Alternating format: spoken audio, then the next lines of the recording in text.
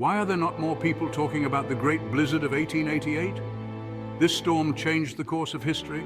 The northeast US was paralyzed, transportation halted, railroads and horse-drawn streetcars gone, communication lines down. Entire cities were isolated for days. Over 400 lives were lost, trapped in homes or caught outside. Even fires erupted from malfunctioning chimneys. Economic chaos ensued, businesses closed, the New York Stock Exchange shut for 2 days. This storm reshaped urban planning. Underground utilities were born, yet amidst the chaos, heroes emerged.